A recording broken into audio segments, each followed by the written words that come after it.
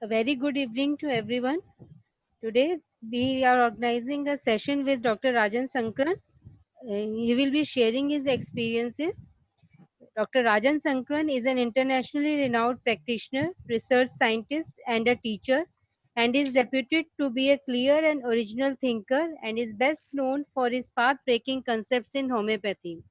He graduated as a gold medalist from the Bombay Homeopathic Medical College, now known as Srimati CMP Homeopathic Medical College, and served as teaching faculty in the same college. He is an alumnus of Aurangabad University, where he completed his master's. Dr. Sankaran also heads the other song, the International Academy of Advanced Homeopathy in Mumbai. This academy primarily focuses on imparting advanced clinical training to students and practitioners integrated with Homeopathic Healing Center. He is an author to many books and also a developer and innovator of a case analysis software program called Vital Quest. He is also involved in various programs related to public awareness and mobilization of opinion towards homeopathy. Dr. Sankaran's lucid style and simplicity also make him an immensely popular as a teacher amongst homeopaths worldwide. His seminars and teaching courses have been widely attended in India and abroad. Various honors and awards have been conferred upon him. With these words, I welcome you, sir, for this interactive session. Before starting our discussion, I request Dr. Manchanda, sir, to give his opening address. Thank you, Dr. Meeta.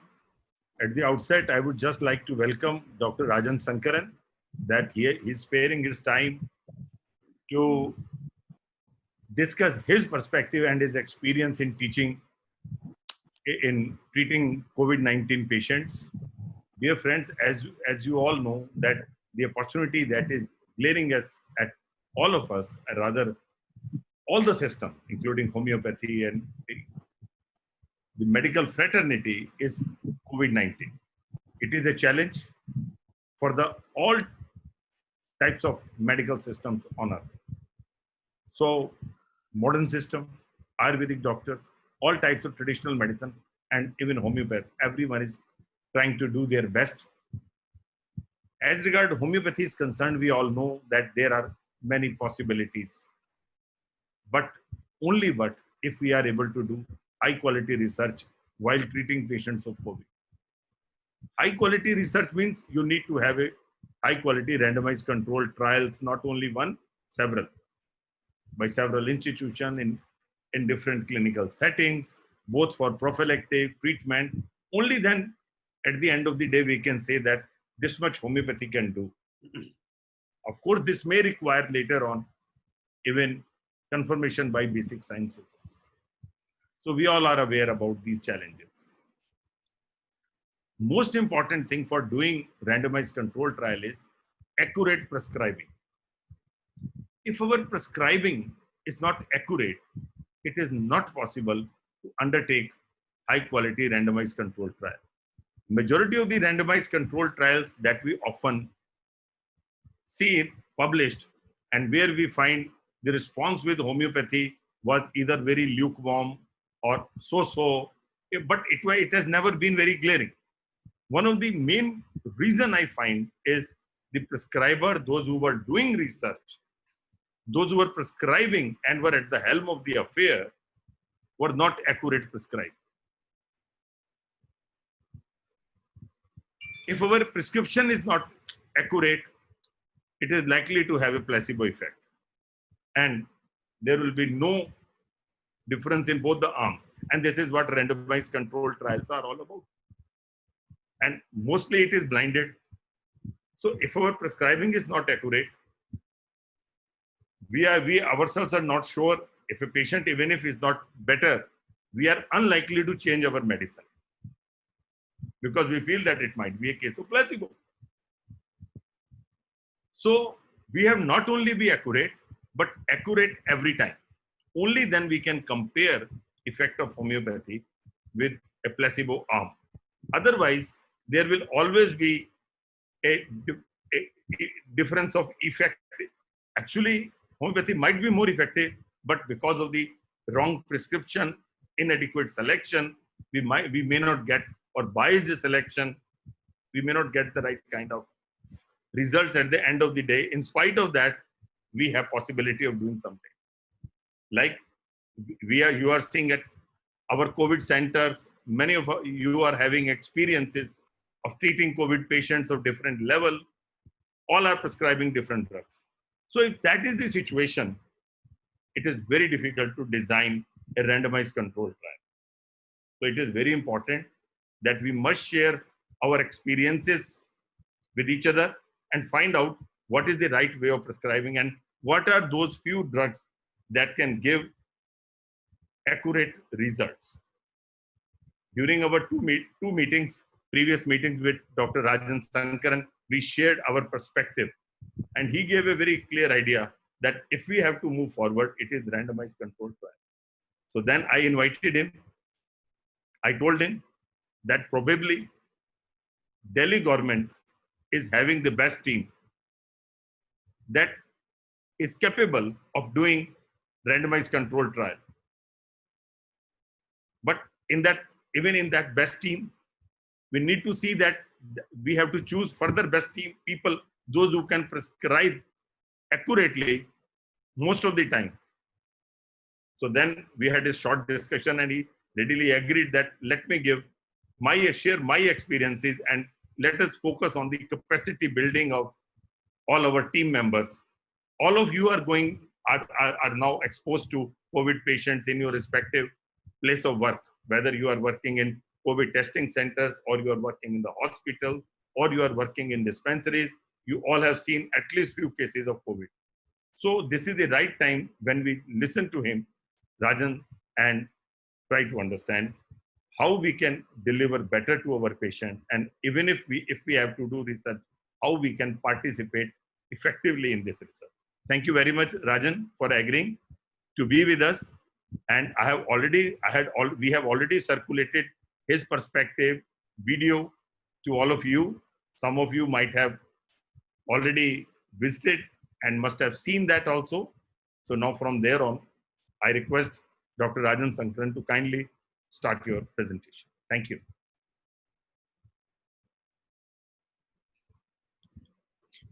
How are we with time? It's up to you. We are all at home. We would like to listen. About 30 minutes is okay? Perfectly fine. That can be followed by discussion. Yes. So, first of all, thank you, Dr. Manchanda, for your openness and your intention to do good for homeopathy and your leadership skills that have brought so many people together. I really appreciated our meeting yesterday, where you involved, people in public health also in our proposed trial, and I'm so happy that this possibility exists. So I would like to share my experience with some COVID cases. I would like to tell you that, this is just a very, very humble sharing, and I'm not teaching you or giving you something that you don't know. Just to share what I am doing, maybe it helps you. Maybe you know it already. I'm very sure all my very esteemed colleagues who are here on the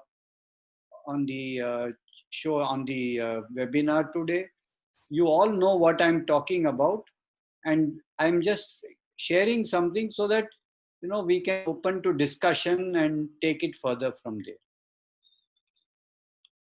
I would like to share my screen.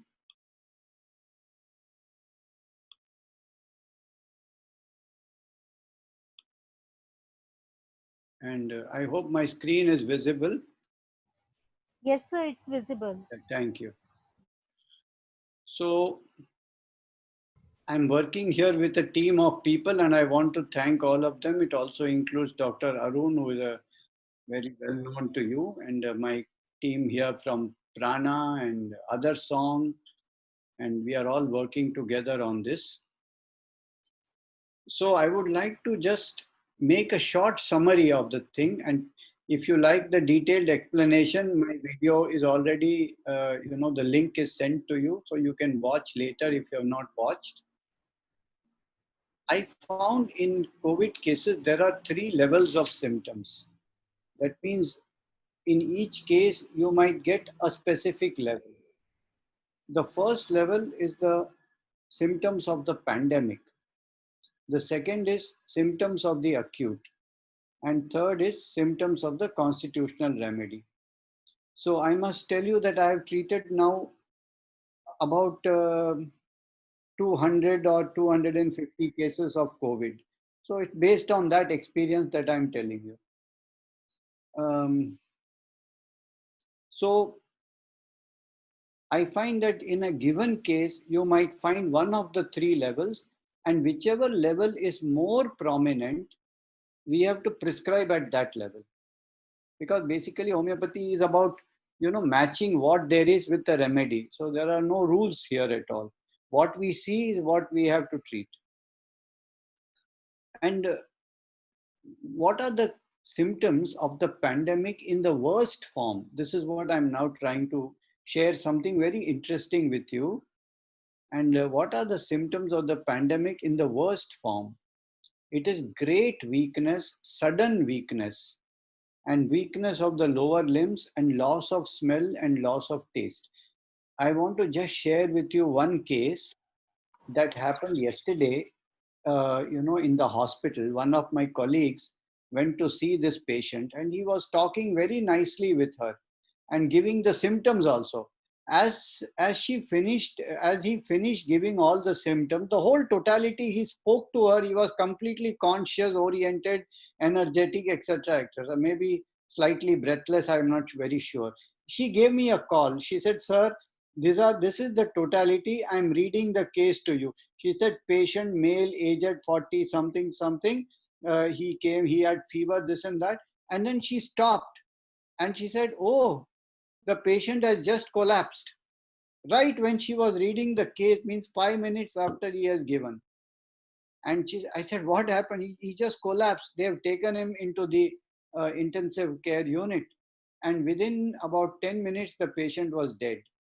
So this is, you see, this kind of picture is available in the worst cases, where the patient does not feel anything. He is not even aware that there is such a gross pathology. Maybe his lungs is completely, has pneumonic patches and ground glass appearance and all of that, but he doesn't seem to be aware. And all of a sudden, he collapses, and it can also result into death sometimes. This kind of picture I observed in cases from Iran, in cases which I saw on the video from China. This sudden great weakness and collapse.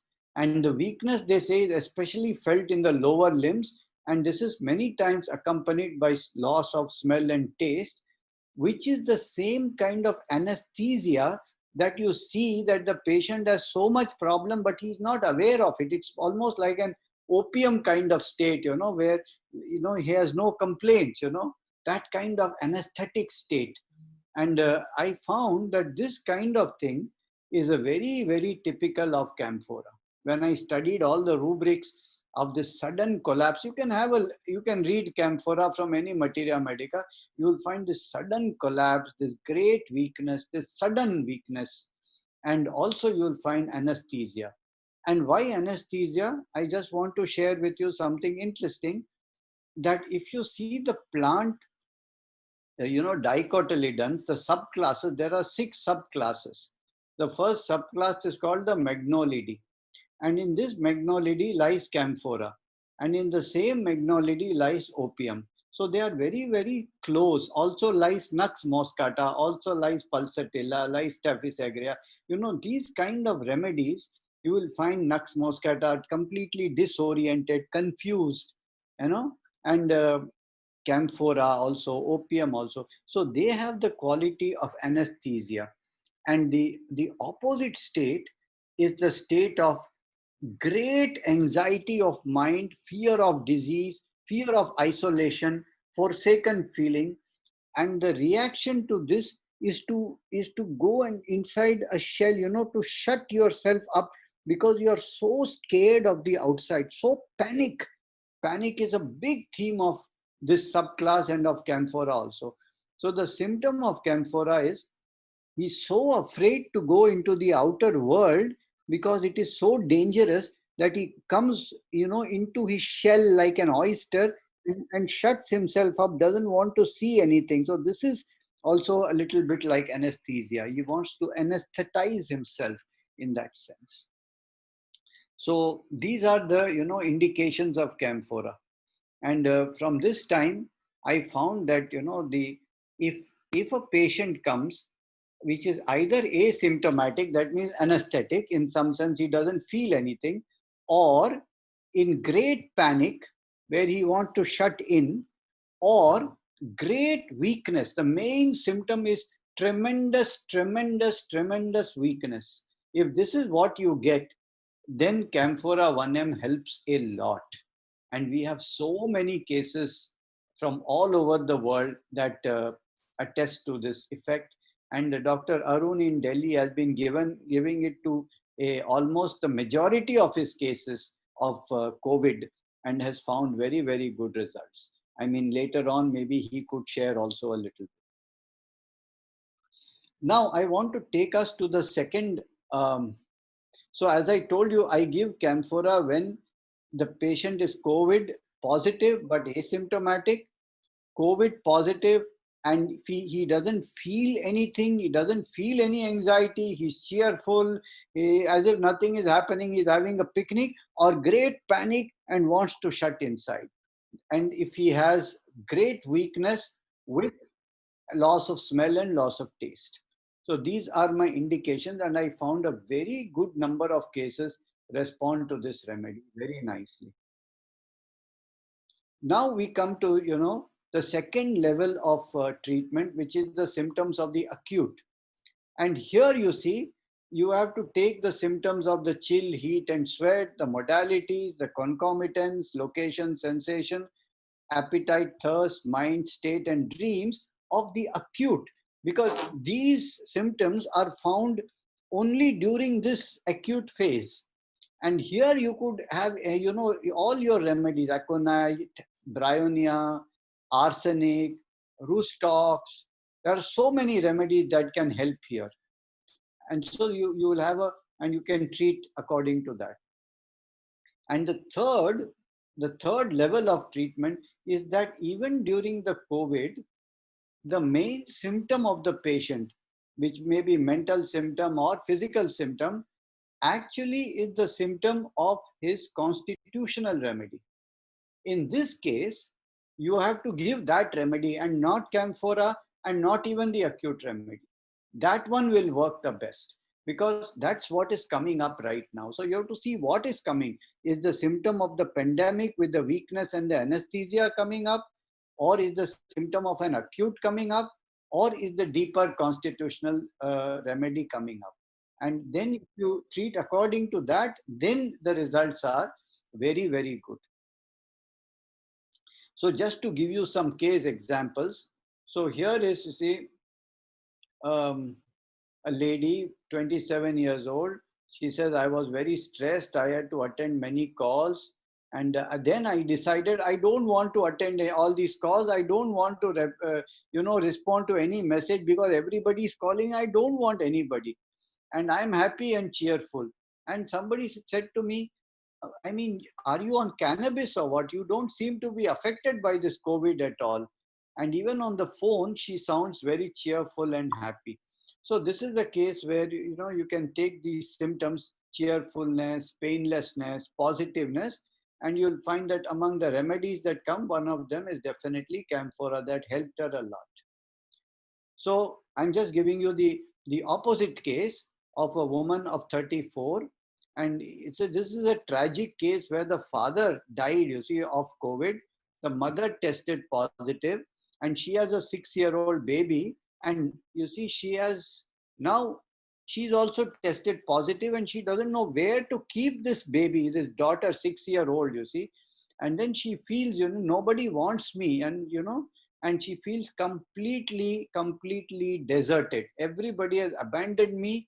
I am deserted, and I am isolated, and I feel that I should kill myself and my daughter both. So this extreme panic, with desertion, with helplessness, this also you can see are symptoms of camphora. So there are two opposites here. One is the total anesthesia and withdrawal, and second is the total panic, isolated, helpless feeling, like a baby that has been thrown out into the world to the dogs for the first time.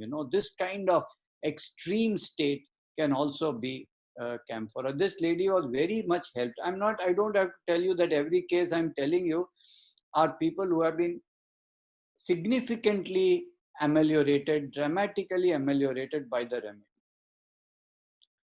So here is another case of a woman 22 years old, and she has all of these symptoms, loose motions and this and that, and nausea and droopy eyes, and she feels sleepy, drowsy, dizzy, nausea and thirstlessness.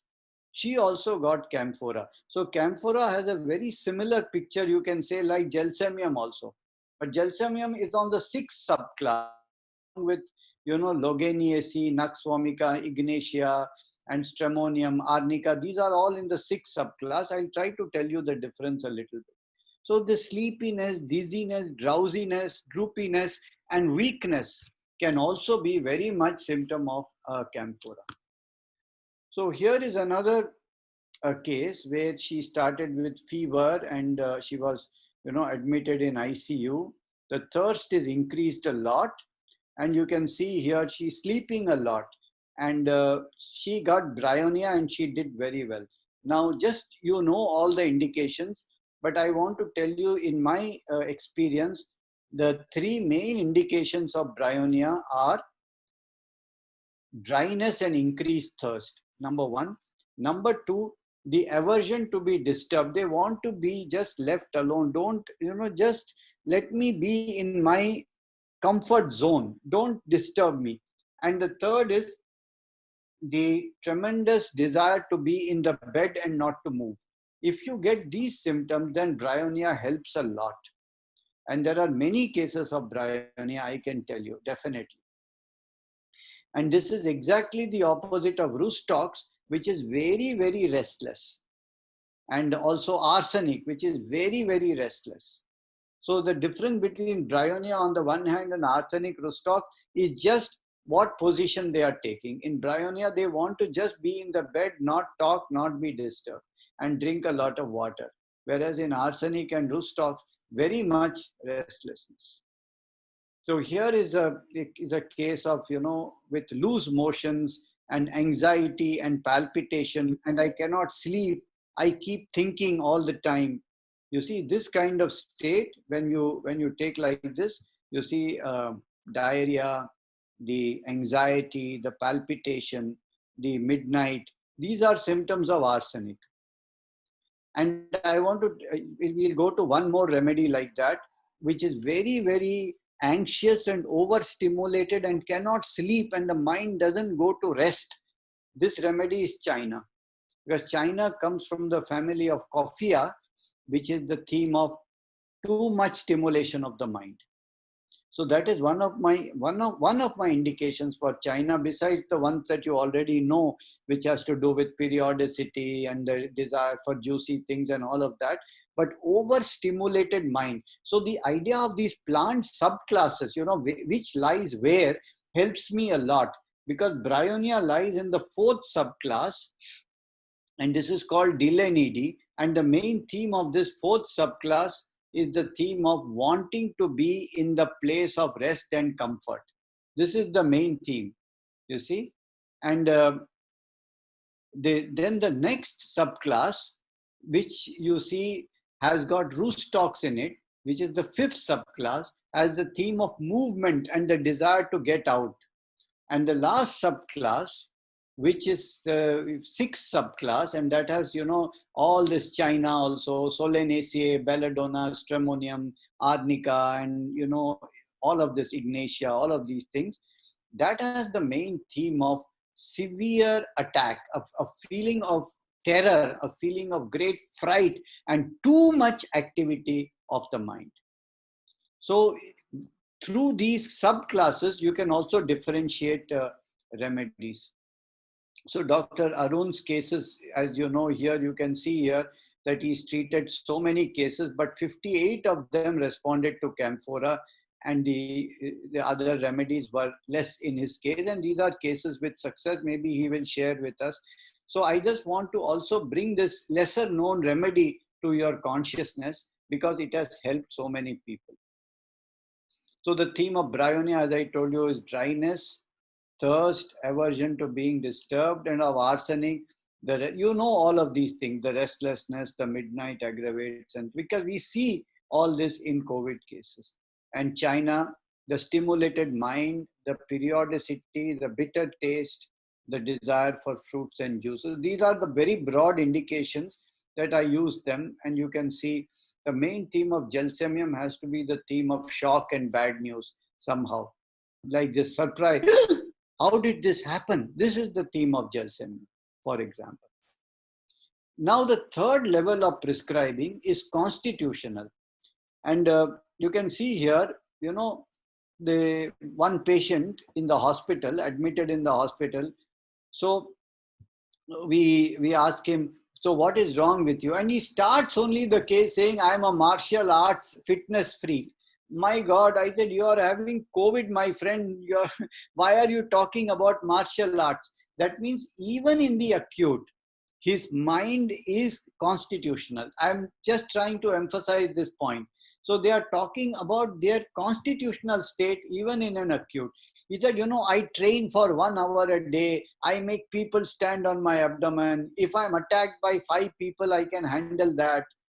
Arey, my friend, in COVID, you're talking like this. What are you talking? And now you see, what is his physical symptom? His physical symptom is, you know, he's got vomiting, and in the stomach, he feels as if there are knots in the intestine. This is exactly the word he used. I feel there are knots in the intestine. So this peculiarity, knots in the intestine, along with his constitutional tendency to martial arts and attack and all of these things, it leads us to the remedy. You see which remedy it leads us to? It leads us to the remedy Cuprum metallicum. So you can see in reference works, if you put knots within 3 words of intestine, and in the same remedy as attacked within 3 words of delusion, means as if he's going to be attacked, you find the remedy Cuprum is coming very, very, very prominently. And you can see this is how reference works kind of work. You can put knots and intestine and attack and delusion. In the same remedy, you are creating a kind of a rubric. I find this reference works, Mac repertory reference works very, very useful. And especially reference works where you are able to generate the symptom on the spot, you know. It kind of goes beyond the repertory also. And when you put this like this, so you find the remedy Cuprum metallicum, and that is what he received. You see, he did beautifully on this remedy. So what I'm trying to indicate that in the COVID also, the guy is talking his own language, not the acute language, not the pandemic language. If you see another case, this is the case of the ward boy in the hospital, and his main complaint is complete loss of appetite. He feels hungry from 10 to 11 a.m. in the morning normally, but now totally loss of appetite, not having any food. And he likes milk products very much. Even in COVID, he says, I like milk. Even this craving has not gone, though my appetite is gone. And he takes 1 kilo of curd, dahi, and 3 glasses of lassi. My God, with malai, this is the kind of, he's still talking in COVID about this craving, you see. And so this is one definite symptom. And then you see that he says, my father had an accident. He is unconscious. He is in the ICU. I am supposed to take care of my family. I feel like weeping, but I cannot weep. But I am a responsible person. So I have to control my emotions. I cannot show, I feel my father will die. And this gets very emotional also. So you see, even in COVID, his mental symptoms are still his own: responsibility, grief, suppressed grief, strong sense of duty, and strong craving for milk and milk products. So when you take this kind of symptoms I'm not showing you everything, just a brief like that, then you find that his remedy is Ignatia. And this helped him the most. I am 100% sure this fellow would not be better with camphora or bryonia or arsenic or gelsemium or anything, because his state indicates his constitutional remedy. So we have to be on the lookout in which stage the person is coming. Easy. And in severe cases, I had some limited experience. Actually, I want to conduct a trial on severe cases also. But I found that in the limited experience I have, camphora 10M, it helps during that stage when the patient is almost on a ventilator or he is on a ventilator. So there's a very limited, I cannot comment, I cannot swear and say like this, but I want to conduct a trial on this basis also. Because as I told you, in my experience, the severest cases of the pandemic are giving you symptoms of camphora. So I believe that on the one hand, asymptomatic cases, and on the other extreme, the most severe cases, this will respond to camphora. And in between, you will have acutes and you will have constitutional cases also. So sometimes you have to note that, things can change. So I had a very interesting case where I gave camphora, it helped a little bit. Then symptoms changed to arsenic. I had to give arsenic. And then finally she came to this state of China where she was completely overstimulated and could not stop thinking. You see, and just the mind was planning and planning about the future and about creative ideas. And she did, and that was her constitutional remedy. So this is a case where we began with the pandemic remedy, then it threw up symptoms of acute, and finally the symptoms of constitutional. This also happens in cases, and she ultimately responded very nicely to all three, but especially the last one, which was China. So I don't want to go too much into this case. All the details are here. And to select the potency, if the patient gives more local and emotional symptoms, I give 200. If he gives general symptoms, fever, sweat, dreams, mind, then 1M, and very intense symptoms, then I give 10M. And often I repeat this potency, this doses, every 6 hourly. This is my, and I give it for like 6-7 days. And once they are totally free from symptoms, switch over to placebo or no treatment at all. So this is basically, what I want to say. But just, to tell you that we made observational studies of camphora as a preventive also, and a lot of details. I've already sent all this detail to Dr. Manchanda. I mean, if he wants, he's most welcome to share it with all of you. But there is sufficient data to show that camphora can be also very effective as a preventive. And here again, Dr. Arun has done some very salutary work in containment zones in Delhi, and has given us even more data on that. So this is basically it. This is what I'm doing. I could give you more and more cases. I have given every remedy you can imagine. One case I gave ferrum just 1 week ago. Very nice result. You see, so it's when you go in a COVID case, you have to see, is it giving pandemic symptom, which is camphora, or acute symptom, which is anything bryonia. These remedies come very often: bryonia, arsenic, Rustox, China, gelsemium. These remedies come often in the acute. But I can tell you very, very honestly that more than 50% of the cases, they are needing the constitutional remedy. And that indications are coming in the acute. And only that helps them beautifully. So this is my experience.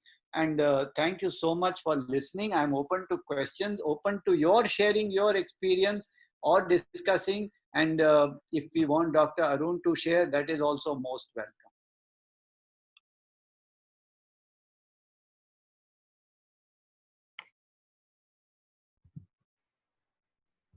Thank you, Rajan, for giving such a lucid talk and differentiating different levels of symptoms and this is what we all are observing in our patients. We are giving X remedy based on one group of symptoms, then we had to shift to another. So all of you, if all of you, whosoever want to say something or they want to, you can raise hand and then I can invite you. And if you have any question, you're most welcome. Anyway, Dr. Abdul Mola. Dr. Mola, please unmute yourself and ask what you want to ask. So you can all raise your hand, anybody. Good evening, sir. Go ahead. Sir, good evening. My question is to Dr. Rajan. Sir, in your total presentation, you have not mentioned that actually in our categorization of the patient, this actually oxygen saturation is one of the very important parameter. In your presentation, you have not mentioned single time that what was the oxygen saturation at the beginning, during treatment and after treatment. And number two, sir, the total duration of your treatment, that it is a viral disease, self-limiting disease, that actually with your treatment, it is as it is self-limiting disease, without treatment, it cures of its own in maximum number of the cases. So we can't judge the efficacy of the treatment. So the duration of the treatment and this which kind of the category, the mild, moderate or the severe, this thing is very important to judge the efficiency of the treatment of any kind. Please answer. So thank you, Abdul. This presentation was of only 25 to 30 minutes. If it was not intent to discuss about this oxygen saturation and all those things, it was only on prescribing technique. Okay, sir. Okay. Okay, sir. So, but Dr. Manchanda, if you don't mind, I would like to answer yes, the please go ahead. question, because I think the question is very interesting and very important also. Now, I cannot mention the oxygen saturation because in every case it is a different, saturation, and with the treatment, what is the requirement of oxygen and how did that improve? This is a data collection which I cannot give you offhand, but I would like to say something from my experience so that it can help other people.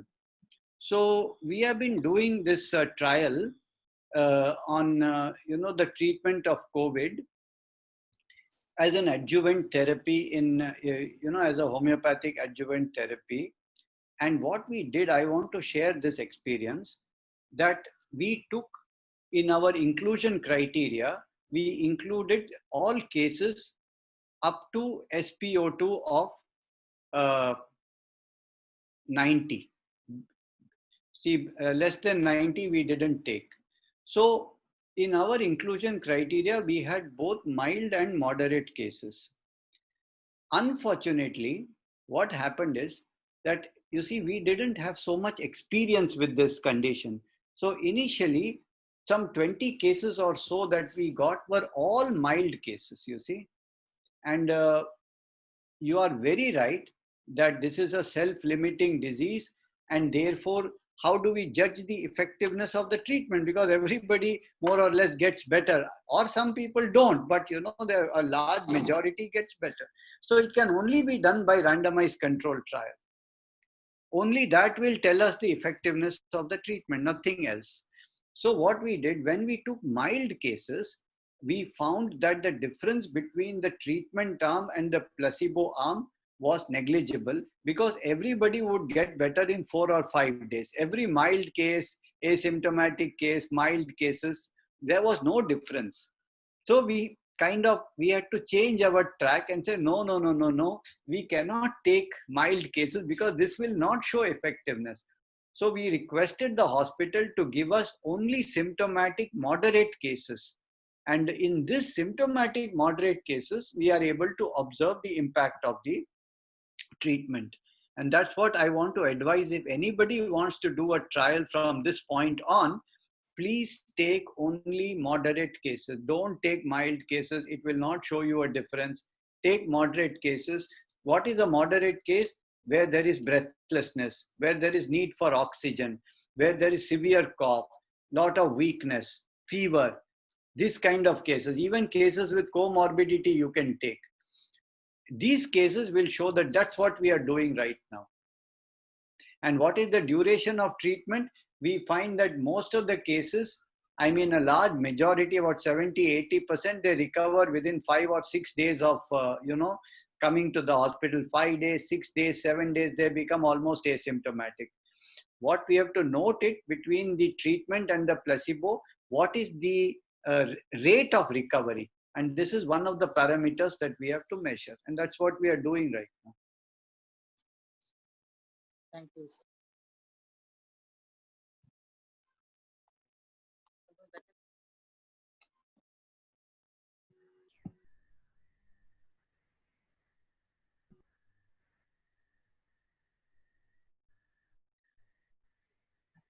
Dr. Manchanda, you are muted. I don't know if you're talking, but you're muted. Sorry. Dr. Bipin. Yeah, good evening, sir. Sir, I have two questions regarding the prescribing of drugs. Sir, there was a study, as far as I can recollect, Dr. Patel of Bombay, where the same symptom of anesthesia or the non-complaining attitude, even in face of gross pathology, and arnica was given. There were 4 cases in which arnica was given on the basis of not feeling well in spite of moderate pathology or gross pathology. And the nutshell that he wrote was that like the recovery was very fast with arnica, just like we are talking of camphor. So how do you differentiate for anesthesia these two these two remedies? And so my second question is like No, please wait. I can only absorb one question at a time. Sorry. My constitutional remedy is Baraita Ka. Please understand. I can only that much only I have capacity. So sorry. The thing is that I really respect anybody's observation or experience, and but I have not used arnica in COVID at all. And definitely the symptom doesn't have complaints is also a symptom of arnica, as it is in opium, as it is in camphora. So if you see the symptom, has no complaint, you will find opium also, which is related to camphora, and you will find arnica also. So yes, this is a very interesting question. Also, as the previous Dr. Abdul Molla was asking, you see, when we say that arnica worked, you see, then we have to have a standard of comparison, because as he very rightly pointed out, many cases are recovering without any kind of treatment. So how do we know that arnica worked or camphora worked? This can be only done by a comparative study. So I respect, whatever kind of data of observation that comes up, but I have not used arnica for this. I found that this tremendous weakness associated with anesthesia, and also sometimes a feeling of well-being that is followed by a sudden collapse. That sudden collapse is not especially a symptom of arnica as I know it. The symptom of arnica is more of sore, bruised, injury, attack. As I told you, arnica is in the 6th subclass. The main quality of the 6th subclass is attack, injury, terror, fright, like stramonium, like, all of these remedies. So that's the reason I didn't go too much towards arnica. Thank you, Rajan. Another question, Bipin. Next. Sir, keeping in mind that there's a lot of stigma around COVID and the patient themselves feel stigmatized, would the rubric like delusion despised, in which the remedies like leccaninum or argentum nitricum, which also has a lot of anticipatory anxiety, would they also come up in the study with the rubric like delusion despised? Well, it can, but you see, given the social stigma that was, now it is getting better because everybody is getting COVID. So one has to also discount, you see, what is common for a situation rather than what is individual. Because you see, COVID means everybody is scared of you, this and that. So this is something that is quite, understandable and explainable by the situation rather than by the mind state of the individual. So that's the reason why I didn't give it too much prominence. And this feeling despised actually didn't come up in any of my cases. This despised is not probably the right rubric, I'm not very sure. A lot of fear was there. And yes, you are right also. Sometimes there's a feeling like, ostracized also, but it didn't come so prominently. Thank you. I would just like to say the first questioner, Dr. Molla, did 15 days COVID duty in a hospital.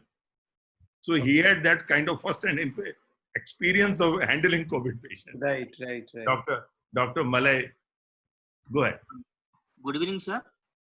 Sir, my question is that, sir, can you elaborate a little bit about intense symptoms where you are usually prescribed 10M potency?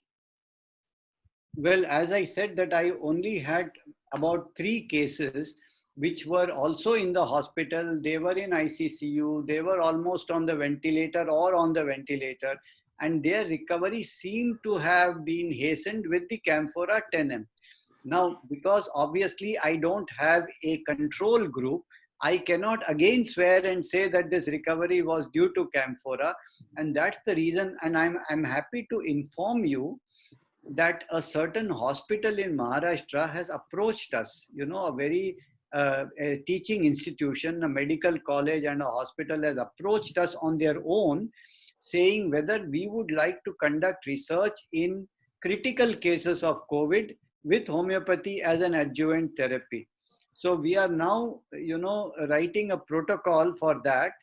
And we are going to try out, Camphora in 2 arms, and placebo and Camphora, and then I can swear and tell you that yes, it made a substantial difference, because we know the mortality rate of people who enter into that stage. And if we can bring down the mortality by, let's say, 40-50%, then we have achieved something. So this is something that is still, about to begin, and I can't say anything. Only 3 cases which seem to have improved with 10M, I can tell you. Sir, another question is that, sir, actually, what we prescribe, the selection of potency is based upon the susceptibility.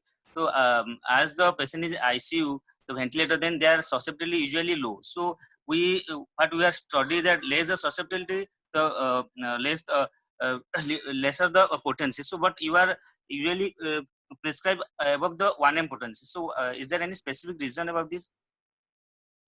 Well,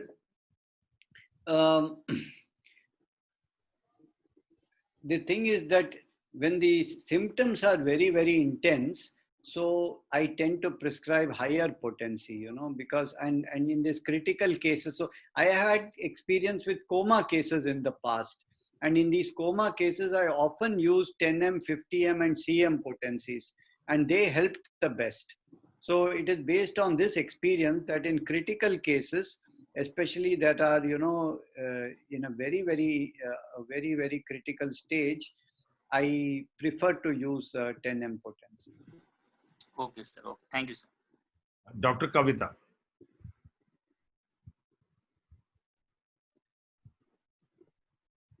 Dr. Kavita. Sir, am I audible? Yes. Good evening, sir. Sir, I just want to know, is there any experience of yours in using influenzainum as a preventive or in the mild cases? Because the symptomatology of influenzainum in the initial stages is just like of COVID. Yes, I think it is a good suggestion, but I haven't used it. I haven't used so many remedies, you see. And I can tell you there are some other suggestions also. For example, there's a suggestion of tuberculinum aviare. Some people are saying this. Some other people are suggesting, the nosode of COVID itself. You see, some people have developed COVID nosode. They're saying, why not we use this one? So there are so many suggestions, but I think I am a little bit more conservative, and I stay with, what I know and the symptomatology as I see it. Thanks. Thanks. Thank you, Kavita. Dr. Asha Chaudhary, Principal of Dr. B.R. Sur Homeopathic Medical. Dr. Asha. Good evening, sir. Dr. Raja, I would like to ask you what, like, everybody nowadays are having some of the other comorbidities. So I want to ask you, like, how do we treat these type of cases? Well, Dr. Asha, your question is absolutely valid. And you see, the importance of comorbidity is also because, it is these people who are much more susceptible to develop complications, and also the mortality is much more in cases with comorbidity. So we have to give them special attention. But again, the same approach is to see what the totality of symptoms suggests. Does it suggest an acute remedy? Does it suggest a constitutional remedy? And I'm just doing that way, even for cases with comorbidity. But they need special attention because these are the cases that are likely to land up in trouble. So how many cases you had about this comorbidity also? Quite a few, actually, quite a few. Or you didn't want to take we them? are treating, I cannot tell you the number. I mean, it could be more than 50 or 60 or 70, something like that. Because we are treating hospitalized cases, and nowadays the hospitals are only admitting cases with, symptomatology, and many of these cases have comorbidity. Okay. So we can still go ahead with all the symptomatic treatment with these patients? Yes, symptomatic according to, which level they are coming at. Oh, yeah, yeah, of Pandemic course. level or acute level or constitutional level. Okay, thank you so much. Dr. Nirmal. Good evening, everyone. Sir, my question is regarding the use of camphora as a preventive. I wanted to ask that depending on the risk category, do you advise a different potency and a different repetition? Yes, you are right. Normally for people with low risk and low exposure, I have always given twice a day for 2 days camphora 1 ml to be repeated once a month. And for people with high risk, for example, people who are working in COVID ward in the hospital, etc., and other people who are more exposed, I am giving it to them almost once a day on the day of their exposure. Suppose the doctor is going into a COVID ward, then I tell him on that day, take one more dose. As long as you're going, take a dose every day. Because I think that the high exposure is warranting more repetition. Okay, right, sir. So as long as the exposure is there, it should be repeated. Yes. Right. Thank you, sir. Dr. Sheena. Very good evening, sir. Sir, actually in this book, Dr. Samuel Lilienthal mentions about epidemic pneumonia, wherein two medicines are very positively given, that is Ferrum and Merck. And today also you mentioned about Ferrum. So if you could please illustrate about Ferrum and also tell if the pictures of these remedies are coming up in your trials, Ferrum and Merck. Both these remedies are coming, but they are coming only in a constitutional way, not in an acute. Not in an acute manifestation. So I have prescribed Merck also, I have prescribed Ferrum also, only in one case each. But in both of them, the indication was constitutional, not acute. Right. Dr. Anjali.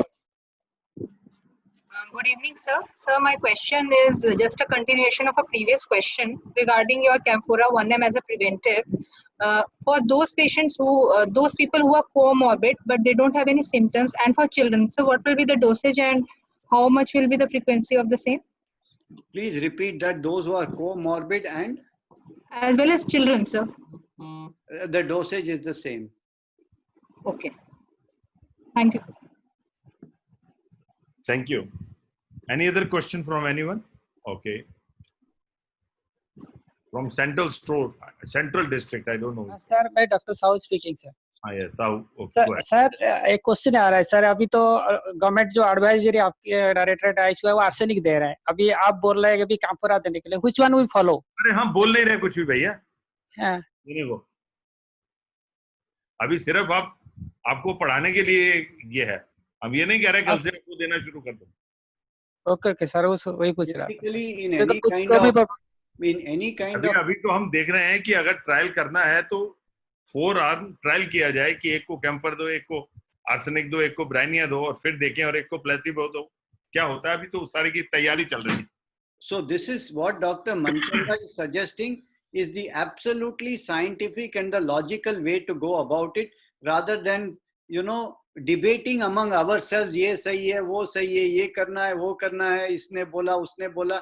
ये सब science में, this is not the language we should be speaking. You see, because we have to see which one is effective. It may be any one or maybe all three are effective. Who knows? No, trial से ही पता चलेगा. इसके लिए हम trial के लिए इतना जोर दे रहे हैं.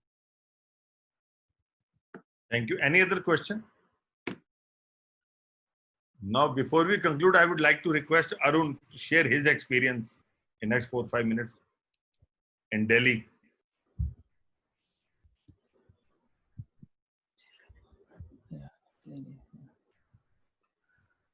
हेलो,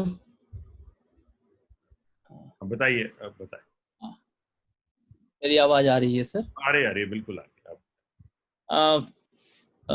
मेरी बहुत सारी बातें डॉक्टर शंकरन के प्रेजेंटेशन में आ गई है और आपसे शेयर भी करता रहा हूँ।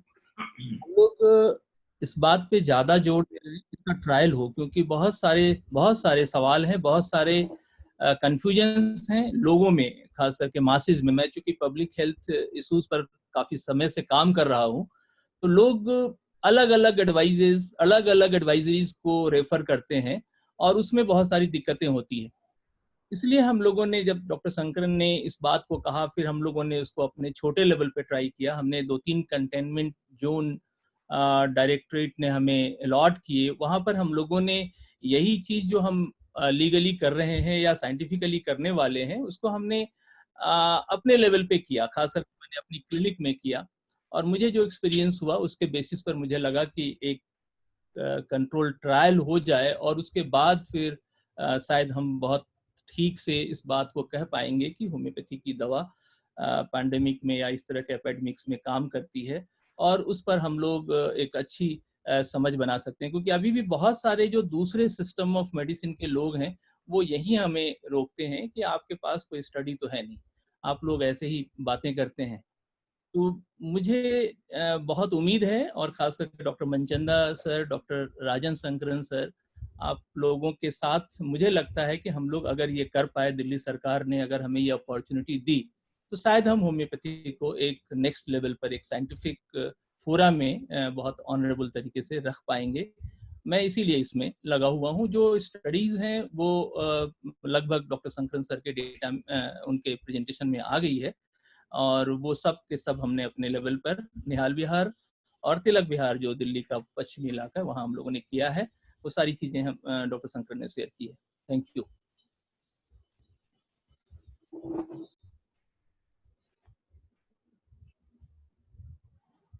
कर ले doctor Sanjay.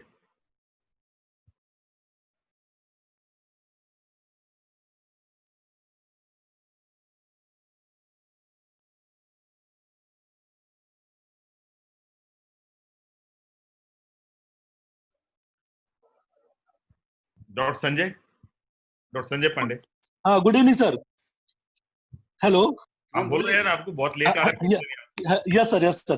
Sir, we often read in the newspaper that after coming to the diagnosis of COVID-19, such and such person, they have committed suicide. Like in Delhi also, we often go through the newspaper.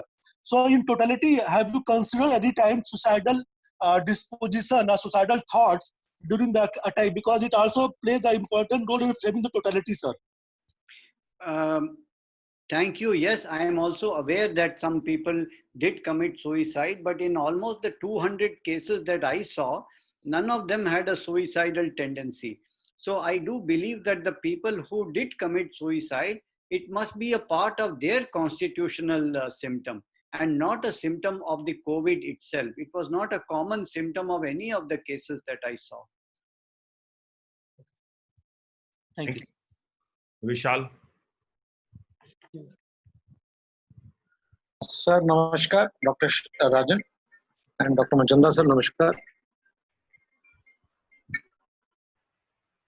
बोलो भाई। Sir मेरा ये प्रश्न है कि जो smaller doses होती हैं उनको कैम्फरा जो है वो लगभग एंटीडोट कर देती है। This was written and I shared it with doctor Manchanda also at one point of time that NASH has categorically described that smaller doses of arsenic are antidoted by the camphora. तो अब उस group में जिसमें हमने arsenic पहले दिया है, उसमें अभी कैम्फर जा सकती है या पहले उसको कैम्फर दिया है तो आर्सेनिक जा सकती है? क्योंकि इस समय जो इंफॉर्मेशन का फ्लक्स आ गया है गूगल से और व्हाट्सएप से, उसमें पेशेंट्स ने आर्सेनिक भी खा लिया है, उसने ब्राइनिया भी खा लिया है, डिप्टोरियम पर्फ भी खा रहा है, और उसके बाद वो कैम्फोरा 1M का बजाज वाला फोटो जो है जो राजीव बजाज वाला फोटो का एड जो चल रहा है, वो भी सर उसने बहुत सारा खा लिया है। तो अब ऐसे केसेस के अंदर हम कैसे डिस्टिंग्विश करेंगे कि पेशेंट और उसके बाद भी पॉजिटिव हो रहे हैं?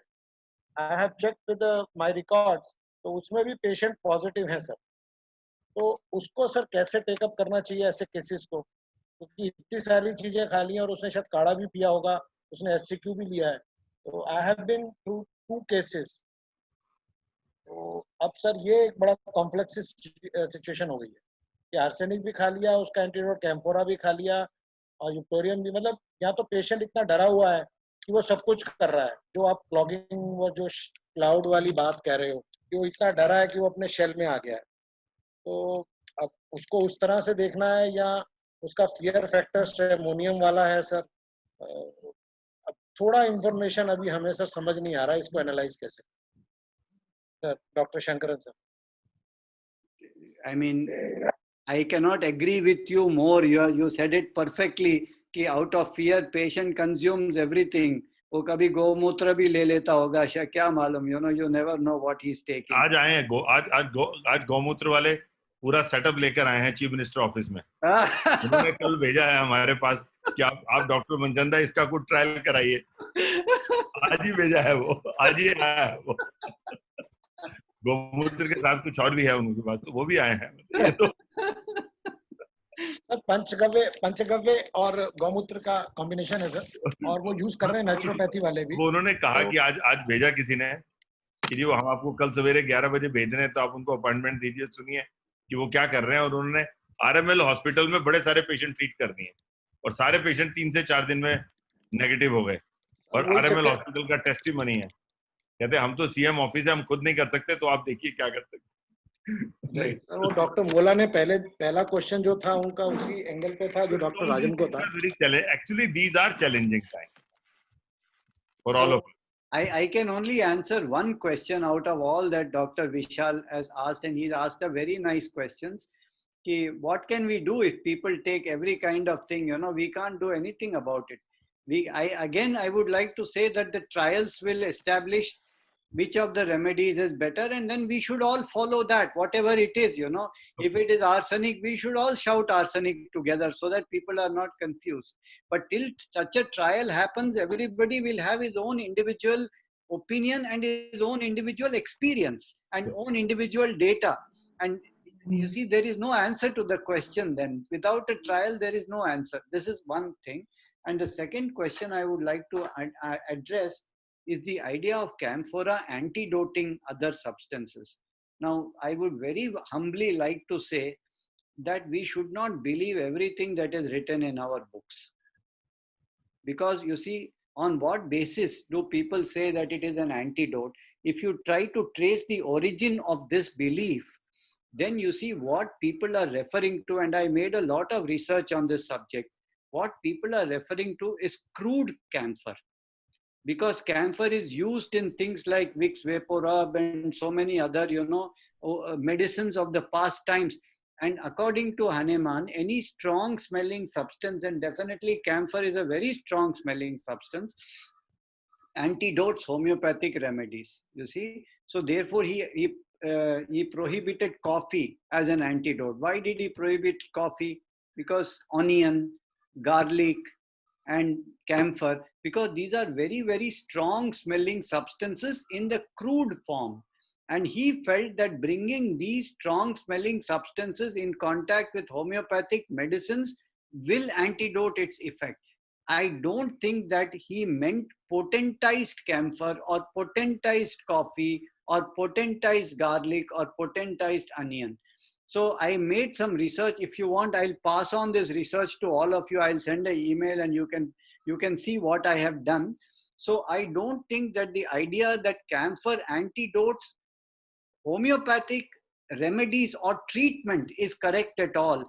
And so far, we have given camphora to more than 1.5 million people, and many of them are homeopathic patients. Not one single patient has developed a relapse of his condition after camphora. This much I can tell you with 100% confidence, that camphora has not antidoted one single case of a correctly homeopathically treated patient. And this is experience I can share with you. So I don't think the idea that camphor antidotes everything or antidotes arsenic is fully to be believed. This is what I'm trying to indicate. Thank you. Thank you. Dr. Neeraj, this will be the last question.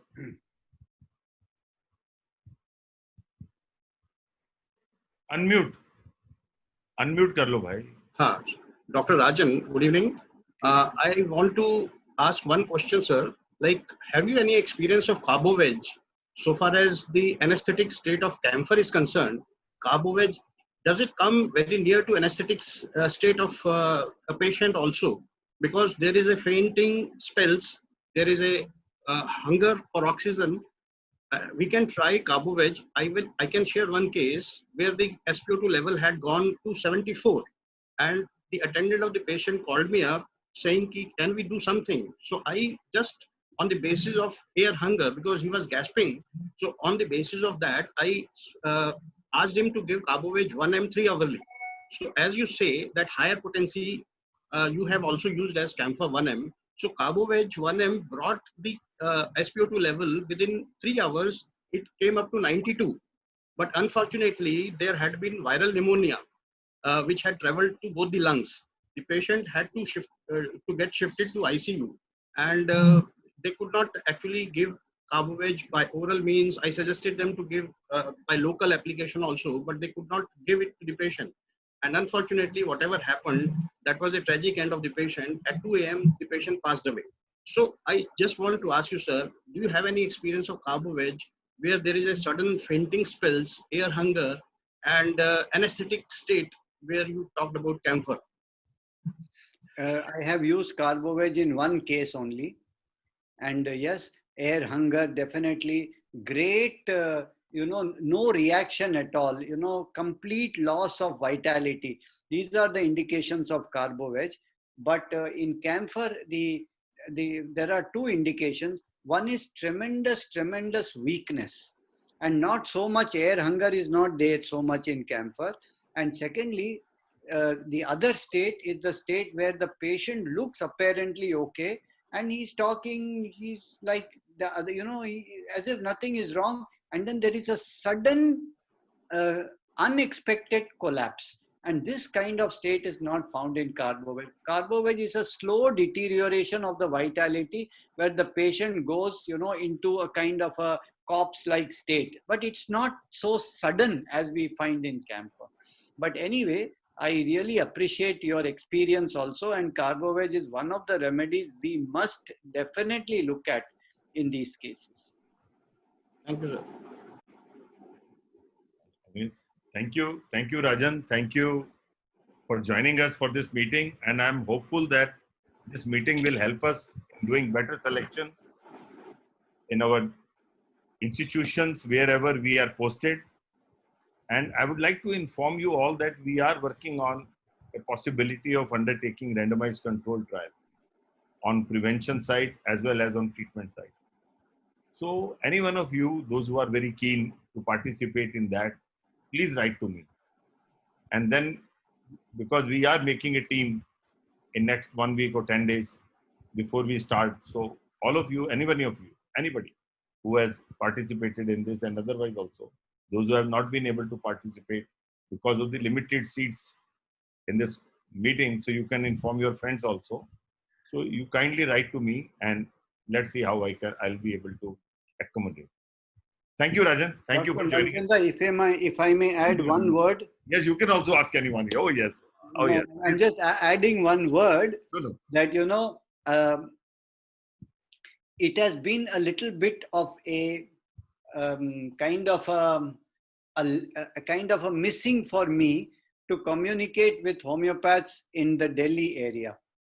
Somehow, the Mumbai homeopaths and the Delhi homeopaths have remained a little bit distant from each other. I feel that communication was not as it should be, and today that wish has been fulfilled, that I could communicate and hear from you, and to see the tremendous amount of potential and the enthusiasm and the knowledge that you have. And my wish for such a union only becomes more after this meeting. So thank you so much for giving me this opportunity to interact with so many unbelievably enthusiastic and very good homeopaths from Delhi. And I look forward, after this corona thing has gone, that we can meet, we can have a party together. Sure. Thank you. Thank you. Thank you for joining. Thank you all of you for joining this meeting. Thank you very much.